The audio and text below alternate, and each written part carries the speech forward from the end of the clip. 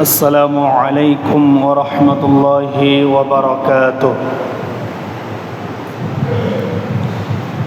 إن الحمد لله الأكرم الذي خلق الإنسان وكرم وعلمه من البيان ما لم يعلم، فسبحان الذي لا يحصى امتنانه باللسان ولا بالقلم. نشهد أن لا إله إلا الله وحده لا شريك له، ونشهد أن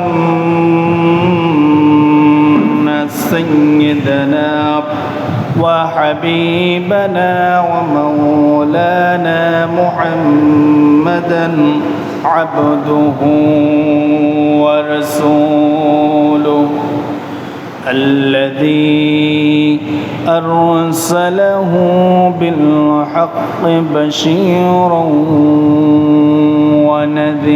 ونذيرا وداعيا إلى الله بإذنه وسراجا وقمرا منيرا. فقد قال الله تعالى في كلامه المجيد والفرقانه الحميد. সকলেই বলি أعوذ بالله من الشيطان الرجيم. بسم الله الرحمن الرحيم. إن الله وملائكته يصلون على النبي يا أيها الذين آمنوا صلوا عليه وسلموا تسليما. اللهم صل على محمد وعلى آل محمد كما صليت على إبراهيم وعلى آل إبراهيم إنك حميد مجيد. اللهم بارك على محمد وعلى آل محمد كما باركت على إبراهيم وعلى آل إبراهيم إنك حميد مجيد. সবাই বলি بلغ العلا بكماله كشاف الدجى بجماله حسنة جميع خصاله صلوا عليه وآله. سراج الملة تمهيها فخر دو عالم دلبار مولاها شريف الأنبياء نسخا قلنا دياني غرها بلاغ العلا بكماله كشاف الدجى بجماله حسنت جميع خصاله صلوا عليه وآله সমস্ত প্রশংসা সেই মহান রব্বুল আলামিনের জন্য যে আল্লাহ সুবহানাহু ওয়া তাআলা জুমাআবার শ্রেষ্ঠ দিন, দোয়া কবুলের দিন, পৃথিবী সৃষ্টির দিন, পৃথিবী ধ্বংসের দিন, দিনসমূহের মধ্যে শ্রেষ্ঠ দিনে দুনিয়াবি সমস্ত ঝয় ঝামেলা কাজ কাম থেকে মুক্ত করে তার ঘরে মসজিদে এসে 2 রাকাত ফরজ নামাজ আদায়ের জন্য কোরআনুল কারীম থেকে কিছু কথা বলার এবং শোনার, সেই অনুযায়ী আমল করার জন্য চেষ্টা করার জন্য মসজিদে এসে বসার তৌফিক দিলেন যে আল্লাহ সুবহানাহু ওয়া তাআলা। সেই আল্লাহ সুবহানাহু ওয়া তাআলার প্রতি প্রশংসা কৃতজ্ঞতা জ্ঞাপন করি, সবাই বলে আলহামদুলিল্লাহ।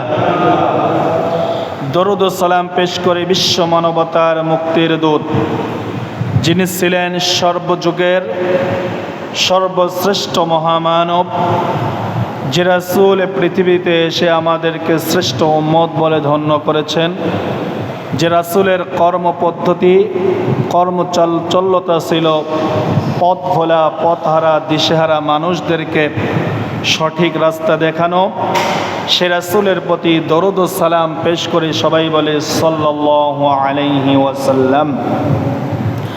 আরও সেই সঙ্গে সেই সব শহীদ ভাইদের আত্মার মাগফিরাত কামনা করি, যারা ইসলামের প্রথম যুগ, প্রথম যুদ্ধ, প্রথম জিহাদ বদরের ময়দান থেকে শুরু করে উহুদ, হুনাইন, খন্দক, মুতার প্রান্তর, তাবুকের প্রান্তর থেকে শুরু করে আজ পর্যন্ত বাংলাদেশ সহকারে তামাম পৃথিবীতে যারা ইসলামের জন্য, কোরআনের জন্য, আল্লাহর জন্য, তার রাসূলের জন্য ইসলামকে প্রতিষ্ঠিত করতে গিয়ে যারা প্রকৃত অর্থে জীবন উৎসর্গ করেছেন, আল্লাহ সুবহানাহু ওয়া তাআলা তাদেরকে যেন উত্তম শাহাদাতের মর্যাদা দান করে দেন, সবাই বলি আল্লাহুম্মা আমিন। আত্মার মাগফিরাত কামনা করি।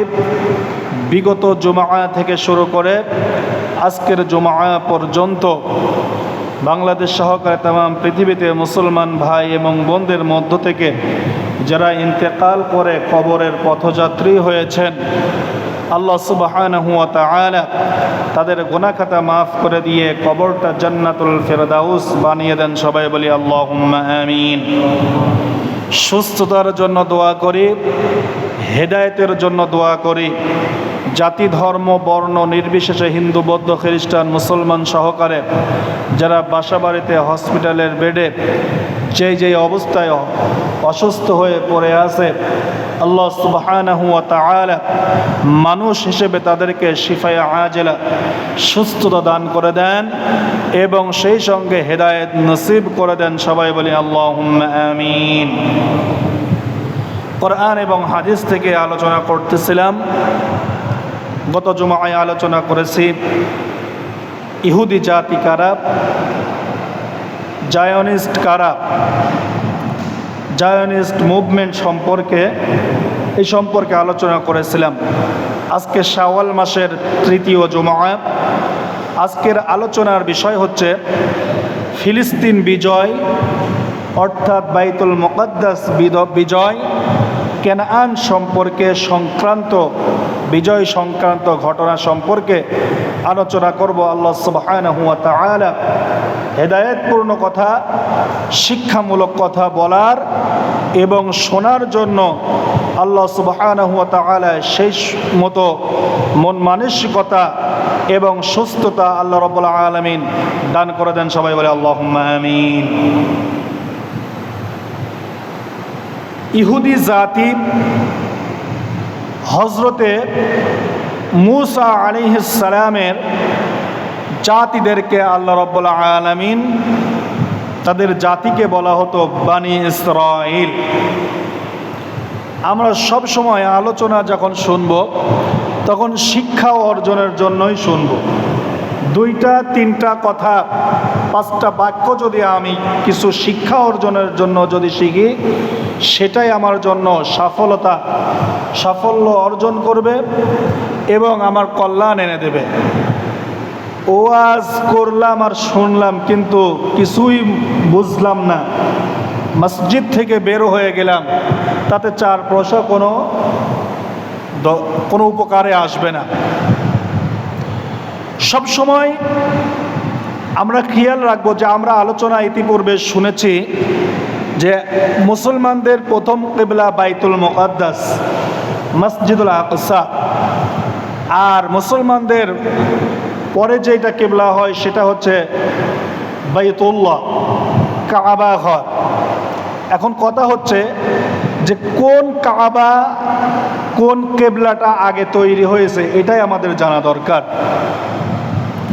পৃথিবীর সৃষ্টির সূচনা লগ্ন থেকে আল্লাহ সুবহানাহু ওয়া তাআলা যখন এই পৃথিবীর সৃষ্টি করেন তখন সর্বপ্রথম আল্লাহ রাব্বুল আলামিন কাবা ঘর অর্থাৎ বাইতুল্লাহ মক্কায় যে অবস্থিত যে ঘরটা, সেই স্থানকে আল্লাহ রাব্বুল আলামিন সর্বপ্রথম সৃষ্টি করেন, তৈরি করেন, বলেন সুবহানাল্লাহ। আর বাইতুল মুকাদ্দাস মসজিদুল আকসাকে সব নবী এবং রাসূলরা এই বাইতুল মুকাদ্দাসকে কিবলা করে নামাজ পড়েছে। স্বয়ং রাসূল করিম সাল্লাল্লাহু আলাইহি ওয়াসাল্লাম তিনিও 17 মাস এই বাইতুল মুকাদ্দাসের দিকে মুখ করে তিনি নামাজ পড়েছেন, বলেন সুবহানাল্লাহ। এই জন্য বলা হয় মুসলমানদের প্রথম কিবলা বাইতুল মুকাদ্দাস। কিন্তু সব সময় খেয়াল রাখবেন যে রাসূল করিম সাল্লাল্লাহু আলাইহি ওয়াসাল্লাম বলেছেন যে কাবা ঘর সর্বপ্রথম তৈরিকৃত ঘর, বলেন সুবহানাল্লাহ। আল্লাহ রাব্বুল আলামিন হযরতে ইব্রাহিম আলাইহিস সালামকে নবী হিসেবে প্রেরণ করেছিলেন, মুসলিম জাতির পিতা হিসেবে আল্লাহ রাব্বুল আলামিন ঘোষণা দিয়েছেন। আমার মুসলমান ভাইয়েরা, আমার তাওহীদি জনতা ভাইয়েরা, কান খুলে শুনে রাখবেন মন দিয়ে। আল্লাহ রাব্বুল আলামিন হযরতে ইব্রাহিম আলাইহিস সালামের 2 সন্তান আল্লাহ রাব্বুল আলামিন দান করেছিলেন। একটি সন্তানের নাম হচ্ছে ইসমাঈল আলাইহিস সালাম, আর আরেকটি সন্তানের নাম হচ্ছে হযরতে ইসহাক আলাইহিস সালাম। ইসহাক আলাইহিস সালামের আরেকজন পুত্র ছিল, তিনার নাম হচ্ছে হযরতে ইয়াকুব আলাইহিস সালাম। এই ইয়াকুব আলাইহিস সালামের অপর নাম হচ্ছে ইসরাইল। আল্লাহ রাব্বুল আলামিন তার নামের উপাধি দিলেন। আল্লাহ রাব্বুল আলামিন বললেন, 2টা নবীর জন্য আমি আল্লাহ রাব্বুল আলামিন 2টা কিবলা দান করেছি, বলেন সুবহানাল্লাহ। একজনের নাম হচ্ছে বনু ইসমাঈল আর আরেকজনের নাম হচ্ছে বনু ইসরাইল। বানি শব্দের অর্থ কি? বানি শব্দের অর্থ হচ্ছে সন্তান। বানি ইসমাঈল অর্থাৎ হচ্ছে ইসমাঈলের বংশধর, ইসমাঈলের সন্তানগণ। আর বনু ইসরাইল হচ্ছে ইসরাইলের সন্তানগণ, অর্থাৎ ইয়াকুব আলাইহিস সালামের সন্তানগণ। বনু ইসমাঈলের বংশধর থেকে যেই সন্তানগুলো আল্লাহ রাব্বুল আলামিন প্রেরণ করলেন, এই সিলসিলায় কোনো নবী রাসূল আর আসলেন না।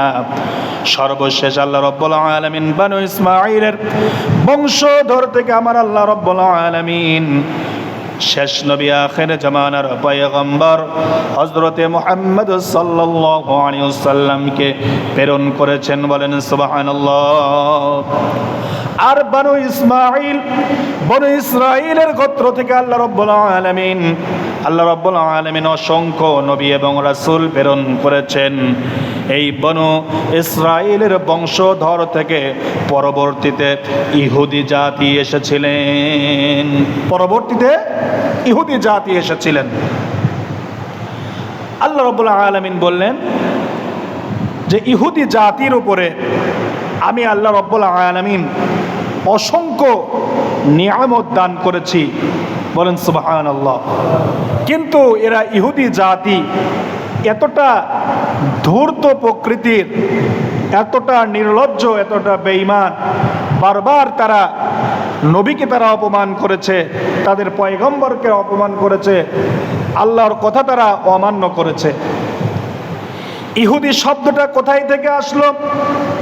আল্লাহ রাব্বুল আলামিন কোরআনুল কারীমের সূরা আরাফের ভিতরে আল্লাহ রাব্বুল আলামিন বললেন, ওয়াকতুব লানা ফি হাদিহিদ দুনিয়া হাসানাতাও ওয়া ফিল আখিরাতি ইন্না হুদনা ইলাইহি। মুসা আলাইহিস সালামের জাতি বনু ইসরাঈল যারা ছিলেন তারা আল্লাহর কাছে অনুশোচনা করেছিল, তাদের পাপের কথা, তাদের গুনার কথা তারা আল্লাহর কাছে স্বীকার করেছিলেন। তারা বলেছিলেন, ইন্না হুদনা ইলাইক, হে আল্লাহ রাব্বুল আলামিন, আমরা নিজেরা অনুতপ্ত হচ্ছি, অনুশোচনা আমরা গ্রহণ করেছি। ইন্না হুদনা ইলাইক, তোমরা আমাদেরকে, হে আল্লাহ রাব্বুল আলামিন, এই দুনিয়া এবং আখিরাতে আমাদেরকে তুমি কল্যাণ দান করে দাও। তাফসীরের ভিতর থেকে এই আয়াতের মর্ম বোঝা যায় যে ইন্না হুদনা, তারা যখন এই কথা বলে আল্লাহর কাছে ক্ষমা চাইল, আল্লাহ রাব্বুল আলামিন তাদের উপাধি দিয়ে দিলেন ইহুদি, বলেন সুবহানাল্লাহ। এটা একটা রেওয়াতে পাওয়া যায়। আর আরেকটা রেওয়াত হচ্ছে, গত সপ্তাহে বলেছিলাম, হযরতে ইয়াকুব আলাইহিস সালামের একজনের সন্তান ছিল, তার নাম ছিল ইয়াহুদা। তারা বসবাস করত এই কেনআন নামক স্থানে, যেটা বর্তমান ফিলিস্তিন নামে বাইতুল মুকাদ্দাসের যে ভূমি, এই জায়গায় তারা বসবাস করত। হযরত ইয়াকুব আলাইহিস সালামের সন্তান ছিল 12টা। এর ভিতরে হযরতে ইউসুফ আলাইহিস সালামকে হযরতে ইয়াকুব আলাইহিস সালাম সবচাইতে বেশি ভালোবাসতেন। কেননা আল্লাহর পক্ষ থেকে তার কাছে খবর এসেছিল তিনি হচ্ছেন পয়গম্বর, নবী হবেন, বলেন সুবহানাল্লাহ। কিন্তু তার 10 ভাই এটা তারা সহ্য করতে পারে নাই। কি করেছে? তারা কুয়ার মধ্যে নিয়ে গিয়ে তারা নিক্ষেপ করেছে। তারা মনে করেছিল এই কুয়ার মধ্যে হযরতে ইউসুফ আলাইহিস সালামকে আমরা যদি নিক্ষেপ করে দেই, হযরতে ইউসুফ আলাইহিস সালামকে যদি আমরা এই কূপের মধ্যে নিক্ষেপ করি, হযরত ইউসুফ আলাইহিস সালাম হয়তো ইন্তেকাল করবে, আমরা তাদের এই পৃথিবীর থেকে তারা বিদায় করে দেব। কিন্তু আল্লাহ রাব্বুল আলামিন বললেন, এটা হচ্ছে সেই কূপ যেই কূপের মধ্যে আমি ইউসুফকে সংরক্ষণ করার জন্য যুগ যুগ ধরে একজন ফেরেশতাকে আমি এই কুয়ার মধ্যে নিযুক্ত করেছিলাম, বলেন সুবহানাল্লাহ। এটা তো কোনো মরণ কুয়া নয়। এই কূপের মধ্যে তার ভাইয়েরা হযরত ইউসুফ আলাইহিস সালামকে তারা এই কুয়ার মধ্যে নিক্ষেপ করলো। এই কুয়া কোনো মরণ কূপ নয়, এটা হচ্ছে মিশরের রাজ সিংহাসনে বসার হচ্ছে কুয়া, বলেন সুবহানাল্লাহ। মিশরের রাজ সিংহাসনে বসার হচ্ছে কূপ হচ্ছে এইটা। ইউসুফ আলাইহিস সালাম দীর্ঘ লম্বা ঘটনার কাছে আমরা যাব না, মূল শিক্ষাটা আমরা নেওয়ার চেষ্টা করব। হযরতে ইউসুফ আলাইহিস সালাম মিশরে যখন রাজ সিংহাসনে তিনি বসলেন, হযরতে ইউসুফ আলাইহিস সালাম এক পর্যায়ে তার পিতা সহকারে ইয়াকুব আলাইহিস সালাম সহকারে তার ওই যে 10 ভাই ছিল, আর তার নিজের মায়ের আপন পেটের ভাই ছিল বনিয়ামিন সহকারে তার ভাইদেরকে মিশরের ভিতরে তারা নিয়ে আসলেন। তিনি যখন রাজসিংহাসনে ইউসুফ আলাইহিস সালাম তার ভাইদেরকে নিয়ে এসে তিনি এখানে বসবাস করার সুযোগ দিয়ে দিলেন। তার ভাইয়েরা এখানে বসবাস করতে লাগলো। এক সময় এই ভাইদের মধ্যে একজন ভাইয়ের, যিনি হযরত ইউসুফ আলাইহিস সালামকে কুয়ার মধ্যে নিক্ষেপ করেছিলেন, ওই ব্যক্তির নাম ছিল ইয়াহুদা। এই ইয়াহুদার বংশধর থেকে আস্তে আস্তে বংশ বিস্তার করতে লাগলো, বংশ বিস্তার করতে লাগলো। এত বংশ বিস্তার করেছিল এই জাতি পরবর্তীতে বনি ইসরাইল নামে উপাধি লাভ করলো। এই বংশের নাম হচ্ছে ইহুদি জাতি। এরাই হচ্ছে ইহুদি। আল্লাহ রাব্বুল আলামিন তাফসীরের ভিতরে লেখেন একটা জাতি এই জায়গা থেকে এসেছে। এই বনি ইসরাইলরা মিশরে বসবাস করতে লাগলো। কাল পরিক্রমায় এক সময় হযরতে মূসা আলাইহিস সালাম এই বনি ইসরাইলের মধ্য থেকে আসবেন, এই কথা কাল পরিক্রমায় ফেরাউনের হাতে এই ক্ষমতা চলে গেল। ফেরাউনরা কি করলো? বনি ইসরাইলের উপরে হত্যা, রাহাজানি, শিশু হত্যা, পুত্র সন্তান হত্যা করার জন্য তারা যত চেষ্টা করার দরকার তা তারা করলো। আল্লাহ রাব্বুল আলামিন কোরআনুল কারীমের ভিতরে স্পষ্ট ভাবে বললেন, ওয়া ইয নাজ্জাইনাকুম মিন আলি ফিরআউনা ইয়াসুমুনাকুম সুআল আযাবি ইউযাব্বিহুনা আবনাকুম ওয়া ইয়াস্তাহয়ুনা নিসাকুম ওয়া ফি যালিকুম বালাউম মির রাব্বিকুম আযীম।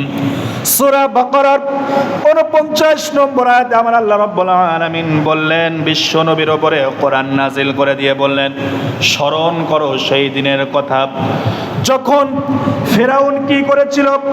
ওয়া ইয নাজ্জাইনাকুম মিন আলি ফিরআউনা ইয়াসুমুনাকুম সুআল আযাব, বনি ইসরাইলকে অত্যন্ত নিকৃষ্ট যত প্রকার, যত অত্যাচার, যত প্রকার খারাপ আচরণ করার দরকার তারা বনি ইসরাইলের উপরে করেছিল। ওই বনি ইসরাইলের জাতিদেরকে আমি আল্লাহ রাব্বুল আলামিন ফিরআউনের কবল থেকে মুক্ত করেছিলাম। বলেন সুবহানাল্লাহ। তারা কি করত? ইউযাব্বিহুনা আবনাকুম, তারা জেনেছিল এই বনি ইসরাইলের ভিতরে একজন নবী আসবেন। এই নবী এসে আমি ফিরআউনের এই রাজ সিংহাসনকে তারা তছনছ করে দিয়ে একমাত্র এক ইলাহ আল্লাহর আইনকে তারা বাস্তবায়ন করার জন্য আসবে। ইউযাব্বিহুনা আবনাকুম, এই কারণে তারা পুত্র সন্তানকে তারা জবাই করত। আমরা শুনি না এই কথা? কম বেশি শুনেছি। ফিরআউন পুত্র সন্তানদেরকে জবাই করত, কেননা মূসা আলাইহিস সালাম আসবে, বনি ইসরাইলদের থেকে একজন নবী আসবেন, এই জন্য তারা এই কাজ করত। ওয়াস্তাহিউনা নিসাকুম, আর তারা কন্যা সন্তানদেরকে জীবিত রাখত, যেন যাতে করে কোনো মূসা যেন এই বনি ইসরাইলের ভিতরে এই মিশরে না আসতে পারে। আজও আপনি ফিলিস্তিনের দিকে, ইহুদি জাতির দিকে তাকিয়ে থাকেন, তাদের হিংসার একটাই কারণ হচ্ছে এই কারণ যে তারা জানতে পেরেছে একজন ইমাম মাহদী, একজন ঈসা আলাইহিস সালাম আসবে, আর আমাদের এই ক্ষমতা আর বেশি দিন টিকে থাকবে না। এই কারণে তারা ফিলিস্তিনের কন্যা সন্তান থেকে শুরু করে ছোট্ট ছোট মাসুম বাচ্চা থেকে শুরু করে যত পুত্র সন্তান আছে সবাইকে তারা সমূলে নিধন করার পায় তারা করতেছে। তাই করতেছে না? তাই করতেছে। আল্লাহ রাব্বুল আলামিন বলেন, ওয়া ফি যালিকুম বালাউম মির রাব্বিকুম আযীম। এটা তোমার রবের পক্ষ থেকে অত্যন্ত একটা পরীক্ষা ছিল বনি ইসরাইলের উপরে। আল্লাহ রাব্বুল আলামিন অত্যন্ত নিয়ামত দান করলেন। আল্লাহ রাব্বুল আলামিন বলেন, এরপরে আমি এই বনি ইসরায়েলকে তারা হত্যা রাহাজানি করলো ফেরাউন। এক পর্যায়ে মুসা আলাইহিস সালামের জন্ম হলো।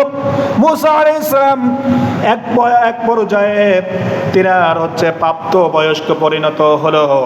আল্লাহ রাব্বুল আলামিন মুসা আলাইহিস সালামের মাধ্যম দিয়ে এই বনি ইসরায়েলদেরকে আল্লাহ রাব্বুল আলামিন এই ফিরাউনকে লোহিত সাগরের মধ্যে ডুবিয়ে আযাব দিয়ে হযরতে মুসা আলাইহিস সালামের মাধ্যমে ফিরাউনকে ধ্বংস করে দিলেন। বলেন সুবহানাল্লাহ। ফিরাউনকে আল্লাহ রাব্বুল আলামিন ধ্বংস করে দিলেন। এই ধ্বংস করে দেওয়ার মাধ্যমে আল্লাহ রাব্বুল আলামিন তাদেরকে নিয়ামত দান করলেন, নিষ্কৃতি দান করলেন। তার মানে অনেক হাজার হাজার বছর ধরে ফেরাউনের কবলে কারা ছিল? বনি ইসরাইলরা ছিল। কারা ছিল? বনি ইসরাইলরা ছিল। এই হচ্ছে ইহুদি জাতি। মুসা আলাইহিস সালামের উপরে যে কিতাব নাজিল হয়েছিল তার নাম হচ্ছে তাওরাত। তার নাম কি হচ্ছে? তাওরাত। এই কিতাবের উপরে যারা ঈমান এনেছিল, আল্লাহ রাব্বুল আলামিন বলেন এরা হচ্ছে মুসা আলাইহিস সালামের জাতি, এদেরকে ইহুদি বলা হয়। কারণ তারা তাওরাত যখন পড়তো তখন তারা এই ঝুঁকে ঝুঁকে পড়তো, এরকম করে ঝুঁকে ঝুঁকে পড়তো। আজও দেখবেন ইহুদিরা কি করে, তাদের কিতাব পড়ার সময় যখন বাইতুল মুকাদ্দাসে অনেক ভিডিওতে দেখা যায় তারা এরকম করে করে ঢুলে। এই ঢুলার আরবি নাম হচ্ছে ইয়াহুদ, তার মানে হরকতকারী, ঢুলে ঢুলে পড়া। এই যে ঢুলে ঢুলে পড়ে, এরা সেই যুগ থেকে এই কাজ করে তারা আসতেছে। হযরতে মুসা আলাইহিস সালামের জাতি ছিল ইহুদি। এই প্রসঙ্গে আমার আল্লাহ রাব্বুল আলামিন কোরআনুল কারীমে ৬২ নম্বর আয়াতে সূরা বাকারার ভিতরে আল্লাহ রাব্বুল আলামিন বলেন, ইন্নাল্লাযীনা আমানু ওয়াল্লাযীনা হাদু ওয়ান নাসারা ওয়াস-সাবিঈনা মান আমানা বিল্লাহি ওয়াল ইয়াউমিল আখির ওয়া আমিলা সালিহান ফালাহুম আজরুহুম ইনদা ربهم ولا خوف عليهم ولا هم يحزنون। আল্লাহ রাব্বুল আলামিন বললেন, ইন্নাল্লাযীনা আমানু, নিঃসন্দেহে যারা হচ্ছে ঈমানদার, ওয়াল্লাযীনা হাদু, আর যারা ইহুদি, ওয়ান নাসারা, আর যারা হচ্ছে খ্রিস্টান, ওয়াস-সাবিঈনা, যারা হচ্ছে সাবিঈন, মান আমানা বিল্লাহি ওয়াল ইয়াউমিল আখির, যারা আল্লাহ এবং আখিরাতের প্রতি ঈমান আনবে, ওয়া আমিলা সালিহান ফালাহুম, আর যারা সৎ কাজ করবে, নেক কাজ করবে, ফালাহুম আজরুহুম ইনদা রাব্বিহিম, তাদের রবের পক্ষ থেকে উত্তম প্রতিদান আল্লাহ রাব্বুল আলামিনের পক্ষ থেকে তারা পাবে। বলেন সুবহানাল্লাহ। ওয়ালা খাউফুন আলাইহিম ওয়ালা হুম ইয়াহজানুন, তাদের কোনো ভয় নাই, তাদের কোনো চিন্তা নাই। এখন কথা হচ্ছে এই আয়াতের মধ্যে আল্লাহ রাব্বুল আলামিন ঈমানদারদেরকে, ইহুদিদেরকে, খ্রিস্টান, সাবিঈনদেরকে আল্লাহ রাব্বুল আলামিন জান্নাত দেওয়ার প্রতিশ্রুতি করেছেন। তার মানে আমরা বুঝতে পারি, এখন আমরা এই আয়াত পড়ে অনেক মানুষ সরল অনুবাদ পড়ে বুঝতে পারবে যে একটা বিভ্রান্তই পড়বে। তার মানে ইহুদি জাতি জান্নাতে যাবে, খ্রিস্টানরা জান্নাতে যাবে। কথা তো তাই হলো, তাই না? তাই হলো না? কিন্তু না, এই আয়াতের মধ্যে আল্লাহ রাব্বুল আলামিন স্পষ্টভাবে বলে দিয়েছেন। কি বলেছেন? ইন্নাল্লাযীনা আমানু, যারা ঈমান আনলো। কি করলো? ঈমান আনলো। ওয়াল্লাযীনা হাদু, ইহুদিদের মধ্যে যারা ঈমান আনলো, অর্থাৎ হযরতে মুসা আলাইহিস সালামের উপরে যে কিতাব আমি নাজিল করলাম, তাওরাত কিতাব নাজিল করলাম, হযরতে ঈসা আলাইহিস সালাম আসার আগ পর্যন্ত আমি আল্লাহ রাব্বুল আলামিন তাওরাতের মধ্যে যে বিধান নাজিল করেছি, হযরতে মুসা আলাইহিস সালামের উপরে যারা ঈমান আনলো, মুসা আলাইহিস সালামের কথা শুনে যারা আমার প্রতি ঈমান আনলো, নবীর প্রতি ঈমান আনলো, তাওরাতের নির্দেশ যারা মানলো, এরা হচ্ছে ইহুদি। আখিরাতের প্রতি যারা ঈমান আনলো, এই হযরতে ঈসা আলাইহিস সালাম আসার আগ পর্যন্ত আল্লাহর পক্ষ থেকে যত আইন কানুন দেওয়া হয়েছে, যারা এইটা মানলো, ওই সব ইহুদিরাই হচ্ছে জান্নাতে যাবে। বলেন সুবহানাল্লাহ। তার মানে মুসা আলাইহিস সালামের জাতি যারা ছিল, তারা মুসা আলাইহিস সালামের উপরে যারা ঈমান আনলো, তারা জান্নাতে যাবে না? তারা তো জান্নাতে যাবে। এরা হচ্ছে ওই সব ইহুদি। এরপরে আমার আল্লাহ রাব্বুল আলামিন বলেন ওয়ান নাসারা, তারা হচ্ছে রবের পক্ষ থেকে উত্তম প্রতিদান পাবে। ওই সব নাসারা হযরত ঈসা আলাইহিস সালামের উপরে যে কিতাব আল্লাহ রাব্বুল আলামিন নাযিল করেছে, ইনজিল কিতাব, আল্লাহ রাব্বুল আলামিন বলেন যত শরীয়ত আমি আল্লাহ রাব্বুল আলামিন দিয়েছিলাম হযরতে মুহাম্মদ সাল্লাল্লাহু আলাইহি ওয়াসাল্লাম আসার আগ পর্যন্ত যারা ঈসা আলাইহিস সালামের এই কিতাবের উপর ঈমান এনেছে, আল্লাহর প্রতি যারা ঈমান এনেছে আর পরকালের প্রতি ঈমান এনেছে, ওই সব খ্রিস্টানরা নাসারারা জান্নাতে যাবে। বলেন সুবহানাল্লাহ। কথাটা এবার বুঝে আসছে? এরপরে সাবিন যারা কোনোই পূজা করতো না, কোনো কিছুই যারা অনুসরণ করতো না, আল্লাহ রাব্বুল আলামিন বলেন এই সাবিনদের মধ্য থেকে যারা ঈমান এনেছিল তারাও হচ্ছে জান্নাতে যাবে। অর্থাৎ আল্লাহ রাব্বুল আলামিন বলে দিলেন হযরত মুহাম্মদ সাল্লাল্লাহু আলাইহি ওয়াসাল্লামের উপরে কোরআন নাজিলের পরে আমি বলে দিলাম ইসলাম একমাত্র মনোনীত জীবন ব্যবস্থা, মুসলিম হচ্ছে একমাত্র ধর্ম।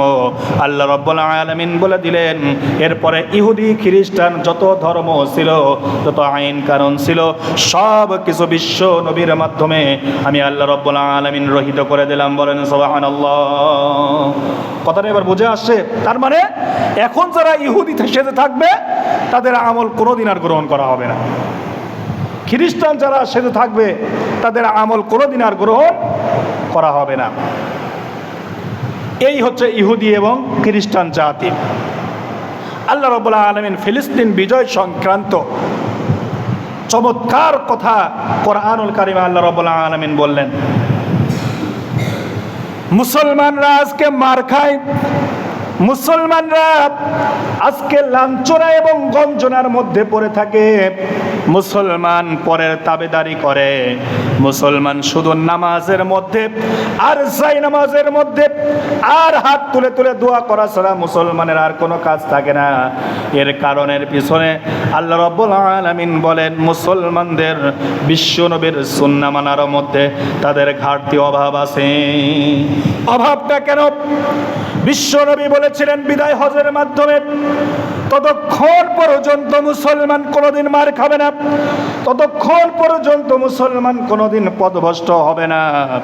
মুসলমান যতদিন এই কোরআন তারা আঁকড়ে ধরবে, কোরআন যত গবেষণা করবে, কোরআন যত পড়াশোনা করবে, কোরআন নিয়ে যত স্টাডি করবে, কোরআন নিয়ে যত গবেষণা চালাবে, মুসলমান ততদিন কোনো চ্যুত বিচ্যুত হবে না। বলেন সুবহানাল্লাহ।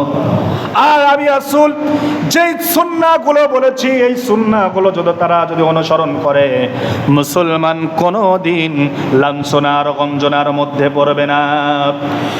আজকে আমেরিকা হচ্ছে সুপার পাওয়ার, আর এই সুপার পাওয়ার বানিয়েছে হচ্ছে ইহুদি রাষ্ট্র ইসরায়েলরা। ইহুদিরা এত এত বড় বড় পদ তারা দখল করেছে। এর ভিতরে হচ্ছে দুইটা শিক্ষা, যে দুইটা শিক্ষা তারা তাওরাত থেকে পেয়েছিল, আর এই শিক্ষা আল্লাহ রাব্বুল আলামিন বিশ্বনবীর মাধ্যমে কোরআনেও তা জানিয়ে দিয়েছেন। ইহুদিরা এবং খ্রিস্টানরা দেখল এই বিশ্ব যদি শাসন করতে হয় তাহলে দুইটা জিনিস অবশ্যই আমাদেরকে রপ্ত করতে হবে। একটা হচ্ছে, তার প্রধান কারণ হচ্ছে সর্বপ্রথম শিক্ষা অর্জন করতে হবে। যেই জাতি যত বড় জ্ঞান অর্জন করবে সেই জাতি তত উচ্চ মর্যাদার আসনে আসীন থাকবে। বলেন সুবহানাল্লাহ। ইহুদিরা চিন্তা করলো আরেকটা পদ্ধতি, এই বিশ্বকে শাসন করার জন্য আরেকটা জিনিস দরকার, তার আরেকটা জিনিস হচ্ছে অর্থ সম্পদ। যেই জাতির কাছে অর্থ সম্পদ আছে সেই জাতি এই পুরা বিশ্বকে শাসন করবে। আপনি ইতিপূর্বে তাকিয়ে দেখেন, মুসলমানরা যখন কোরআন ধরেছিল, মুসলমানরা যখন কোরআন বেশি বেশি স্টাডি করত, মুসলমানরা যখন পড়াশোনা বেশি করত, মুসলমানরা এই পুরা বিশ্বটা শাসন করেছে। অটোম্যান সাম্রাজ্যের দিকে তাকিয়ে দেখেন, তারা যত আলজেব্রা বলেন, অ্যালগরিদম বলেন, যত বড় বড় সূত্র, যত অঙ্ক, ম্যাথমেটিক্সের যত সূত্র দেখবেন, চিকিৎসা বিজ্ঞান দেখবেন, সব কিছু মুসলমানরা আবিষ্কার করেছিল। মুসলমানরা কোরআন ধরেছিল, কোরআন স্টাডি করেছিল। এই জন্য মুসলমানরা তারা বাইতুল মুকাদ্দাসকে শাসন করেছে, পুরা বিশ্বকে তারা শাসন করেছে। হযরতে ওমর রাদিয়াল্লাহু তাআলা আল্লাহর রাসূলের সুন্নাহর উপরে আমল করেছে, কোরআনকে তারা সংবিধান হিসেবে নিয়েছে। হযরতে ওমর রাদিয়াল্লাহু তাআলার হাতে আল্লাহ রাব্বুল আলামিন ক্ষমতা দিয়েছিলেন। আল্লাহ রাব্বুল আলামিন বলেন, আমার যত নবী পয়গম্বরকে প্রেরণ করেছিলাম, প্রত্যেকটা নবী রাসূল তারা ব্যবসা বাণিজ্য করেছে। আমি রাসূল বলে দিলাম, হচ্ছে সবচাইতে মুসলমানরা যে জাতি ব্যবসা করবে, আমি আল্লাহ রাব্বুল আলামিন ব্যবসা বাণিজ্যের মধ্যে 10 ভাগের ভিতরে 9 ভাগ বরকত দান করেছে। বলেন সুবহানাল্লাহ। তাহলে কি বুঝলেন? মুসলমানরা পড়ালেখা শেখার পরে চিন্তা ভাবনা করে কার একটা চাকরি করব আর কার তাবেদারি করব, কথা ঠিক কিনা? কিন্তু বিশ্বনবী বলেন যে আমি ছোটবেলায় আমার চাচার সঙ্গে আমি সিরিয়ায় ব্যবসা করতে গিয়েছি। বলেন সুবহানাল্লাহ। এমনকি খাদিজা রাদিয়াল্লাহু তাআলা আনহার সাথে বিবাহ বন্ধনে আবদ্ধ হলেন, তার অধীনেও তিনি কি করেছেন? ব্যবসা বাণিজ্য করেছেন। ইহুদিরা, এই ইসরায়েলরা সবচাইতে এই জিনিসটা বেশি রপ্ত করেছে যে তারা ব্যবসা বাণিজ্য, কোকাকোলা, পেপসি আমরা বলে না বয়কট করে, বয়কট করে আর কয়দিন চলবেন ভাই? এক শ্রেণীর মানুষ বয়কট করবে, আর এক শ্রেণীর মানুষ বয়কট করবে না। ওই আরব বিশ্ব রাষ্ট্র দেখেন ঠিকই কোকাকোলা পান করে, পান করে না? তারা ঠিকই পান করে। কথা হচ্ছে এইটা যে মুসলমানের সবচাইতে আল্লাহ রাব্বুল আলামিন বলে দিলেন মুসলমান যেন ব্যবসা বাণিজ্যের মধ্যে যেন মনোযোগ দেয়। এটা কার কথা? আল্লাহর কথা। রাসূল বলেছেন 10 ভাগের ভিতরে 9 ভাগে আমি বরকত দান করেছি। যার কারণে ওরা দেখেন ওদের ব্যবসা বাণিজ্যের পলিসি অন্য রকমের। ওরা সরাসরি সামনে এসে ব্যবসা করে না যে এই কোকাকোলা, এই স্প্রিট, এই প্রোডাক্ট আমাদের প্রোডাক্ট, ইহুদি প্রোডাক্ট তোমরা নেও, এ কথা কোনোদিন ওরা বলে না। ওরা কি করে? ওরা আরেকজনের মাধ্যম দিয়ে ব্যবসা করিয়ে নেয়, ঠিক আছে না? ব্যবসা বাণিজ্য তারা করে নেয়। আর মুসলমান ব্যবসা বাণিজ্য ছেড়ে দিয়ে খালে চাকরি করা ধান্দা করে, আছে না? দাস হয়ে যাওয়ার চিন্তা ভাবনা করে। আর ইহুদিরা দেখলো যে এই ফিলিস্তিনকে, এই ইসরায়েল রাষ্ট্র নামক আমরা যদি গঠন করতে পারি, তার ভিতরে আরেকটা জিনিস দরকার, সেটা হচ্ছে পড়ালেখা করতে হবে। কোরআন ইহুদি নাসারা কিন্তু ওরা কিন্তু রিসার্চ করে, এটা কি জানেন? ওরা কিন্তু রিসার্চ করে। ওরা আল্লাহর প্রতি ঈমান আনে না, কোরআনের প্রতি ঈমান আনে না, কিন্তু চুরি কিন্তু ঠিকই করে। কারণ আমার রাসূলের লাশ পর্যন্ত তারা চুরি করতে গিয়েছিল। ইহুদিরা চুরি করতে গিয়েছিল না? জ্ঞান কিন্তু ঠিকই চুরি করে নেয়। আমাদেরকে বলবে ফ্যামিলি প্ল্যান করো, ফ্যামিলি প্ল্যান করো, এই প্ল্যান ঠিকই আপনাদেরকে বলবে, কিন্তু তারা কিন্তু কোনোদিন এই কাজ নিজেরা করবে না। নারী নেতৃত্ব দাও, নারী নেতৃত্ব দাও, এই কথা ধোঁয়া তুলবে। যতবার আমেরিকায় নির্বাচন হয়েছে, একবার কি নারী প্রেসিডেন্ট হয়েছে ভাই? জরিপে দেখা গেছে যে নারী মনে হয় প্রেসিডেন্ট হয়েই গেল, কিন্তু একবারও তারা করতে দেয় নাই। ওরা জাতে মাতাল, তাহলে ঠিক এই জিনিসগুলো আমাদের মধ্যে ওরা ছেড়ে দিয়েছে। আল্লাহ রাব্বুল আলামিন বললেন মুসলমান যখন কোরআন পড়বে, কোরআন গবেষণা করবে, লেখাপড়া করবে, জ্ঞান অর্জন করবে এবং ব্যবসা বাণিজ্য করবে, এই দুইটা জিনিস অর্থ যখন আসবে, যাকাত ভিত্তিক অর্থনৈতিক চালু করে দিবে, তখন মুসলমানরা ক্ষমতা পেয়ে যাবে। বলেন সুবহানাল্লাহ। দোয়া করে ভাই কোনোদিন কোনো কাজ হবে না, সব জিনিস দোয়া দিয়ে হয় না। সবচাইতে ছোট একটা উদাহরণ দেই।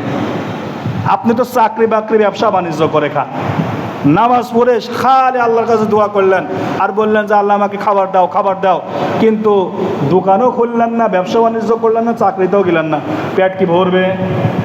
তাহলে এটা যদি বোঝেন যে দোয়া করে এটা হয় না, তাহলে ওটা কেন করেন না? মিয়ানমারের মুসলমান যখন মার খালো, তখন বাংলাদেশের লোক দোয়া করল, দোয়া করে নাই? সে কি দোয়া কানে চোখের পানি ছেড়ে দেয়? মারের পরে কমছে না বাড়ছে? চুপ করে থাকেন কেন? মার বাড়ছে না কমেছে? বাড়ছে। কাবা ঘরে যখন ইমাম সাহেব দোয়া করলো তখন মিয়ানমারের মুসলমানের উপরে মার বাড়ছে না কমছে? বাড়ছে। ফিলিস্তিনের জন্য আমরা এত মিছিল মিটিং করতেছি, মার কমেছে না বাড়ছে? হ্যাঁ, বাড়ছে। এরপরে এর পাশের রাষ্ট্র ভারতে মুসলমানদের ওয়াকফ বিল পাশ করে মুসলমানের জায়গা জমি দখল করতেছে, এদের জন্য দোয়া করতেছি, মার বাড়ছে না কমছে? আল্লাহ বলেন যে এটা দোয়া দিয়ে হবে না। এটা কি দিয়ে হবে না? এটা দোয়া দিয়ে হবে না। কোরআনে নামাজের কথা আসছে 82 বার। কতবার আসছে? আর জিহাদের কথা আসছে 470 বার। কয়বার? তাহলে কোনটার গুরুত্ব বেশি? জিহাদের গুরুত্ব বেশি। আল্লাহ বলেন এদেরকে প্রতিহত করার জন্য হাতে অস্ত্র তুলে নিতে হবে। হাতে কি নিতে হবে? অস্ত্র তুলে নিতে হবে। হযরত আল্লামা ইকবাল বলেছেন, তিনি বলেছেন যে মুসলমানরা যেই দিন তরবারি বিক্রি করে জায়নামাজ আর তসবিহ কিনে নিয়ে ইবাদত শুরু করেছেন, সেই দিন ইহুদি আর খ্রিস্টানের দাসে পরিণত হয়েছে মুসলমানরা। কথা ঠিক কিনা? আপনার হাতে তরবারি নাই, জিহাদ করবেন না, আপনাকে এমনি এমনি আল্লাহ বিজয় দান করবে, অত সস্তা না। দোয়া দিয়ে কোনো কাম হবে না। ফল কিন্তু তারা ঠিকই ভোগ করবে। ইহুদি এবং নাসারার আরব বিশ্বরা তাদের তাবেদারি করে, ক্ষমতায় কিন্তু ঠিকই বসে আছে, কিন্তু দাস বানিয়ে রাখছে আপনাকে আর আমাকে। কিন্তু আল্লাহ রাসূল শিক্ষা দিয়েছেন কি, যে ক্ষমতা শুধু তিনিই পাবে না, ক্ষমতা একজন সেও পাইতে পারে যার তাকওয়া, একজন গরিব মানুষও হতে পারে যদি সে যোগ্যতা সম্পন্ন তাকওয়া অর্জনকারী যদি কোনো ব্যক্তি হয়, তারও ক্ষমতা পাওয়ার অধিকার আছে। এটা কার কথা? আল্লাহর কথা। কিন্তু আপনাকে আমাকে ইউজ করতেছে, একটা কথা মুখ দিয়ে তারা বের করে না, কারণ বের করলেই পরে তো গদি শেষ হয়ে যাবে। কথা ঠিক কিনা? রাজতন্ত্র অমকতন্ত্র টিকিয়ে রাখার জন্য প্রভুত্ব তারা করে থাকে।